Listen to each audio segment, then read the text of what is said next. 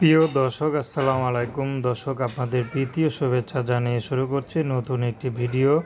তো দর্শক, আজকে আমরা এক অসহায় মেয়ের গল্প তুলে ধরব, যার নাম হচ্ছে সালমা। সালমার বাবা মা কেউ নেই। সালমা বড়ই হয়েছে তার খালার কাছে। তো খালা গার্মেন্টসে চাকরি করে। তো সালমাকে কি আর মানুষ করবে?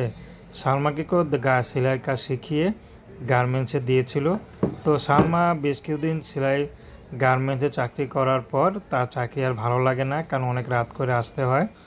তো শেষ পর্যন্ত সালমা গার্মেন্টসে চাকরি ছেড়ে এখন সেলাইয়ের কাজ করে।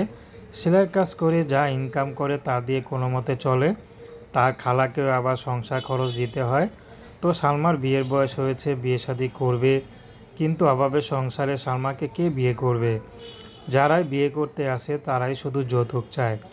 তো সালমা চাচ্ছে যদি ভালো একজন মানুষ পেতাম তাহলে হয়তো জীবনসঙ্গী করতাম। সেই মানুষটি যেমন হোক সমস্যা নেই।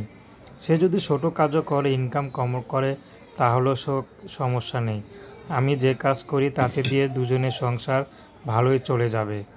তো সালমা এখন ইউটিউবে এসেছে শুধু একটা মনের মানুষদের জন্য। সালমা চায় না কোনো সহযোগিতা, কারণ সালমা চায় না কারো কাছে হাত পাততে। তো দর্শক, এই ছিল সালমার জীবনের সংক্ষিপ্ত জীবন কাহিনী। তো প্রেম, ভালোবাসা, সাহায্য, সহযোগিতা, বিয়ে শাদী করা একান্ত আপনাদের ব্যক্তিগত ব্যাপার। আসুন আমরা ৫ ওয়াক্ত নামাজ পড়ি, সর্বদাই দেশের সেবা করি। আসসালামু আলাইকুম রহমতুল্লাহি ওয়া বারাকাতুহু।